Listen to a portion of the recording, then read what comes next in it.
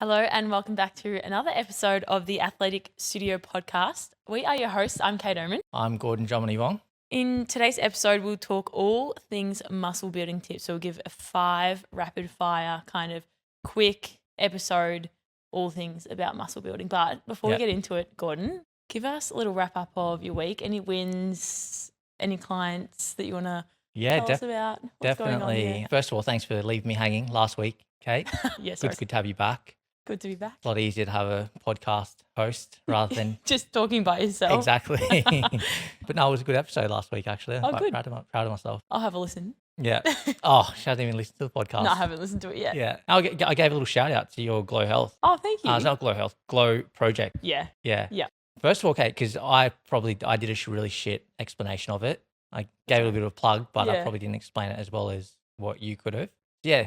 Give us the details on what it is. Yeah. So long story short, it is a ring protector basically. So it slips over either if you're wearing an engagement ring, wedding band, or a ring, whatever kind of ring that you're wearing in the gym, it kind of slips over. It's a silicone band and it is there to protect your rings and your jewels and any weight that you're picking up, any Pilates reformer that you're pressing against, that's what it's for. Yeah. You know, on the Instagram account, you can see how it's used and we have a lot of clients here that are already got a glow guard to protect their rings. So 100%. It's been so nice to see them around the studio. So it's been good. Where can they get it? You can get them via the link on my Instagram. It's also glowprojectco.shop on the web browser. So little shout out for that. No, it's going really well and I've had some really good feedback, which is always nice. Yeah, amazing. So go get yourself a glow guard. All right, guys. So we always have client wins here, Kate. That's what we're all about at Athletic Studio. One that really stands out is with our coach Cal. Recently, we have a client who professional job. I think he's an executive at some like IT or engineering company and had taken a fair bit of time off training, gained some weight. I think he's been focusing on family or his career. And he started with us about 120. In the end, our goal is to get to about underneath 100.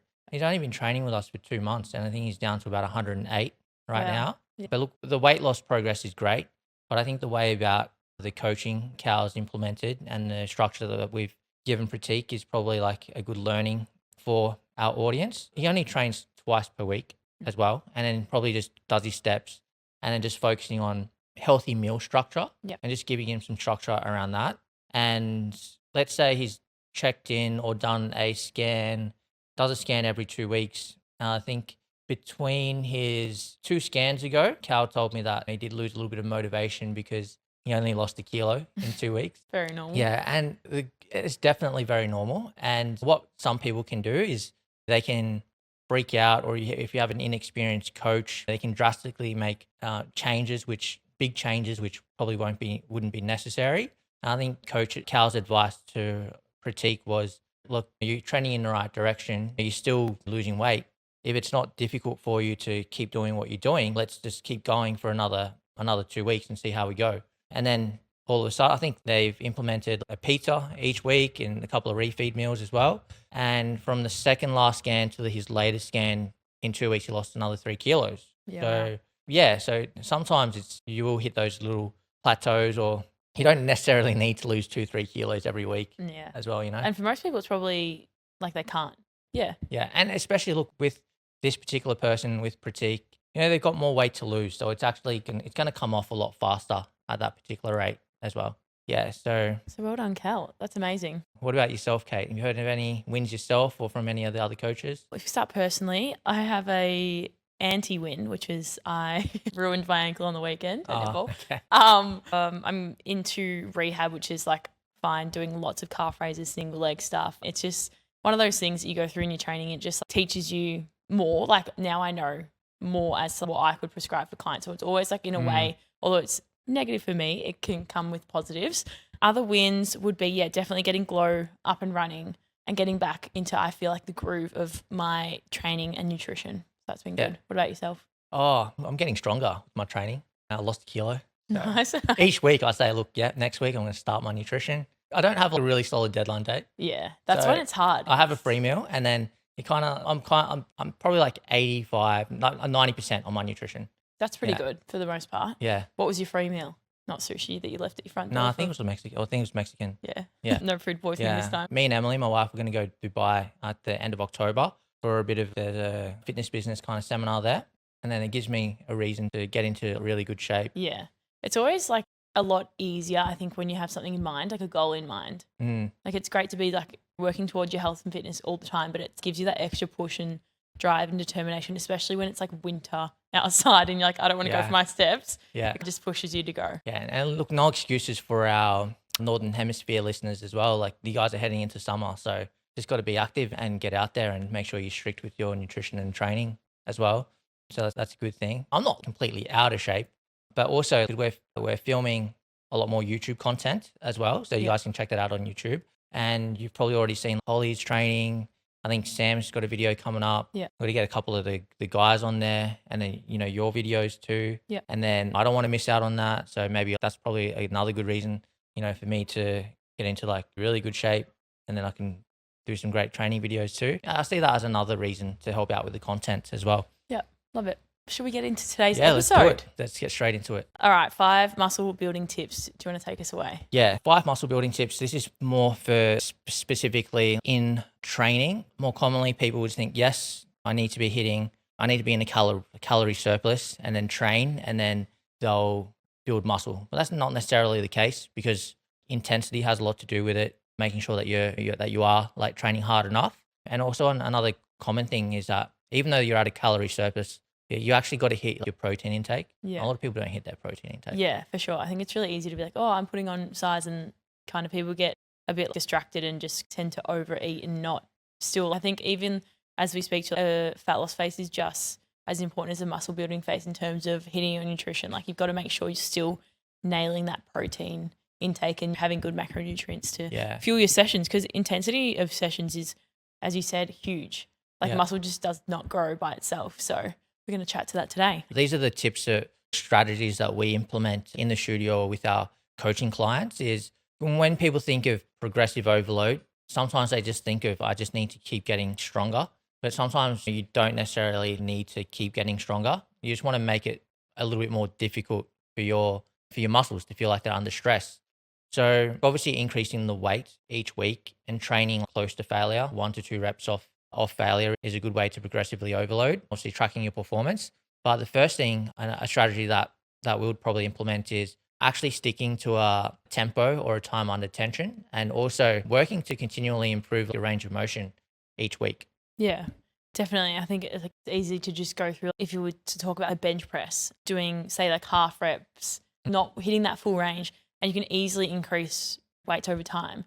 But that, as you said, won't necessarily relate to building muscle. So getting like full range, coming down for 4 seconds, even adding a pause, things like that. I think people, as you said, just use weight as an indication to progress, but getting full range and more time within the movement is super underrated.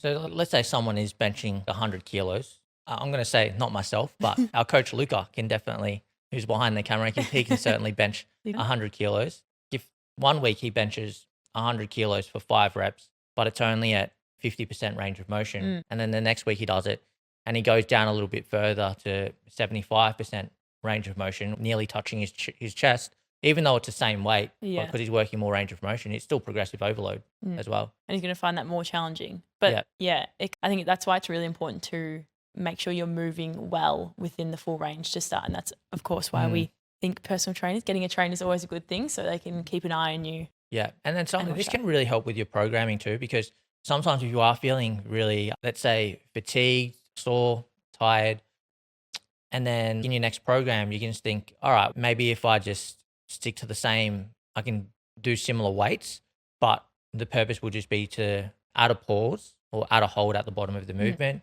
or improve my range of motion. If my squat isn't as deep as it should be, then that would be a good way to progress as well. Yeah, for sure. Yeah. To our second point, drop sets and rest pause. I know we touched on it. When would you implement this into a training? I'd implement it as when someone's competent with utilizing barbells, they've got really good training intensity.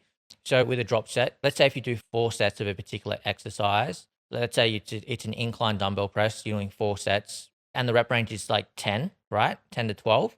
you want to make sure, first of all, your fitness levels, there's not a big drop off between set 1 and then set 4.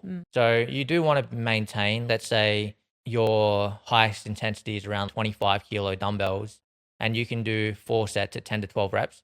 That gives me a good indicator that you would be ready for something like drop sets. What you could do there is maybe for sets 3 and 4, or the last set 4. So you do as many reps as possible within that rep range, let's say 10 to 12 with that maximum weight.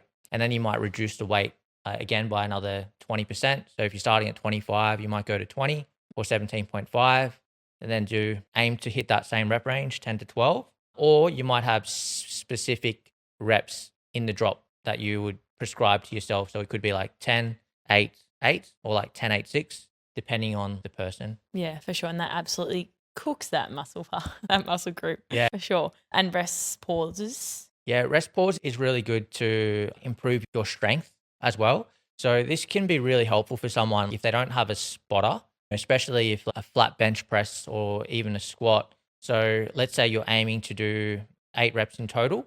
You might do 2 reps, pause for 10 seconds, 2 reps, pause for 10 seconds, and then repeat that cycle for 2 more times. So they're doing 8 reps in total. So by doing that, they should be able to lift a heavier load rather than doing the continuous 8 reps. Yeah, 100%. And it can also be used, I think, towards the end of sets. So I love doing this to my clients on the hamstring curl or the leg extension, finishing their set, resting for 10 seconds, going for another set, resting for 10. Like, it's absolutely brutal. Yeah, I think the one thing, Kate, you got to prepare your clients for it. There's nothing like nothing worse. I've been told off as a coach. You didn't tell me I had to do another set. Too bad, buddy. You can't really just spring it on. No. But if it's I program it all the time. Yeah, especially shout out to Jill. She absolutely hates it. Oh, really? She hates it, but it's so funny. Yeah. And our next method, pre-exhaust method. Yeah, pre-exhaust method is you're exhausting the muscle part that you're focusing on or that you want to train before you get into your strength or hypertrophy performance-based sets. With a workout structure, let's say normally you have your strength or your performance-based workouts in the A's, and it's going to be like lower number 6 to 8, 8 to 10. But with a pre-exhaust method, you might do 3 or 4 sets of, if I was doing a squat, I'll do 3 or 4 sets of a leg extension for 12, 15 reps, really exhausting it, lactic acid sets, and then go into your performance-based squats in a pre-fatigued state. That is just so brutal. I don't know, I haven't done it in a while. I don't know who would do that. Yeah. But it goes to show, if you want to put on decent muscle, you have to train like this. Oh, 100%. It is hard work. Yeah, a good thing to do is just have a look at the bodybuilders that train and look at the intensity that they train in. 100%. I mean, you don't, obviously no one's taking steroids or anything, but even if you did take steroids and you didn't train like that, they wouldn't get the body transformations that they get. Yeah, they train so hard. So, yeah. The training. Yeah, muscle group specific. And obviously controlling our rest periods and the density. So, Yep. So I could probably, my coach Holly, who trains me in the studio. So if I was training legs on my own, I would rest a lot longer, subconsciously or consciously. If my rest time says 2 minutes, I might go out to 2:30, 3 minutes. And then, so the whole workout might last for 1 week could be an hour. The next week could be an hour and 15, blah, blah, blah. When you're on the clock and you're really controlling your rest periods, that's a controlled variable. So what happens is that you're just always training within that hour. So if you're always getting stronger within that hour, then that's an overload. True. Yeah. So if you're doing more sets within that hour, you're doing more volume within the same period of training. 100%. Do you track your rests when you're training by yourself? Yeah, of course. Yeah, of course. No, but I think having a stopwatch with you is so powerful because you'd be so surprised how quickly 2 minutes goes. Oh. So quickly, especially after a big set of, say, if you're doing back squats, oh my God, 2 minutes does not seem like enough. But yeah. And the first time that you do this, guys, it's shit. Yeah. But it's hard. It's really hard. But you'll be surprised. Your body really adapts to it. And then your fitness levels get better. 100%. It's not just strength, but it is fitness as well. Yeah. It feels like cardio at times, but it definitely feels amazing after doing it consistently. So these are just different stimuluses that you can apply, because there are people out there and different coaches, maybe on different podcasts, that they might say, look, just have fully complete rest, right? And then go out there and do your set. As long as you're getting stronger, that's better. But that's only they're only focusing on one way of progressive overloading, which is just increasing the weight on the bar. Not everyone has time to rest that long and to get stronger as well. I think we've got one more tip, which is changing the stimulus of your training. So this could be utilizing different bars, pauses, adding quarter reps. Do you want to give the listeners a couple of examples of maybe the bars that we have at Athletic Studio? Yeah, 100%. So most commonly we obviously see the straight barbell. We both have them in 20 kilos and 15. That could be a progression in itself.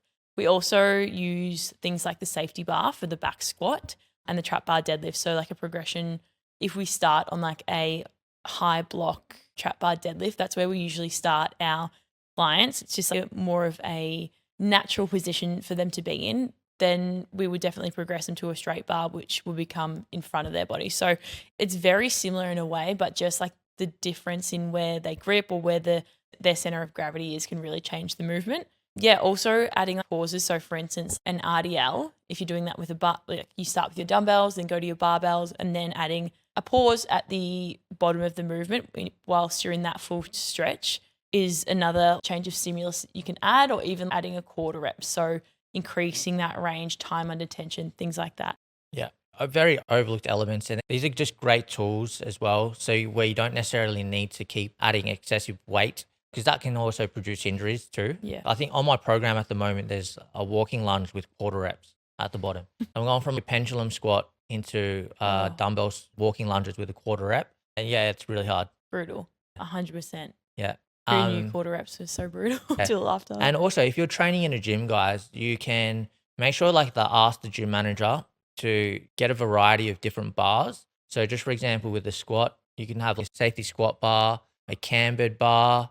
So you put the bar, they go on your back, but the loading is different. Like the loading can be more towards the middle, towards the front of your body. It can be hanging down a little bit further as well. So it just changes the leverage of where the load is. You're going to enjoy your training a lot more as well. Yeah. Because you're experiencing something new. Yeah, so you're not doing the same thing day in, day out. Even just adding a quarter rep, so much more riveting.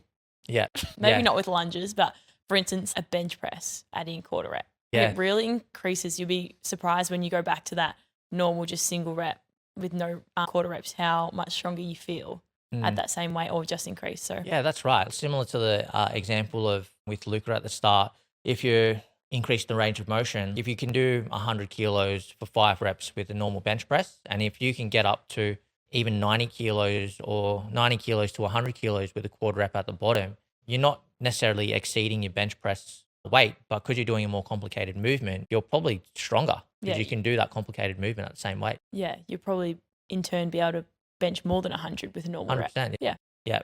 Yeah. These are some muscle building amplifiers. They're spicy, but they're fun. Definitely encourage you guys to give them a go. And if you do, let us know. Send us a DM on Instagram. But anything else to add? Well, that's it. Beautiful. Thanks so much, guys, for listening, and we'll catch you in our next pod. Thanks, guys. If you found this episode useful, it would mean the world to us if you shared, rated, and liked this podcast. It's how we keep it alive. Also, be sure to follow us on Instagram at Athletic Studio. We would love to connect with you and see how your fitness and health improves with this newfound knowledge. Until next time.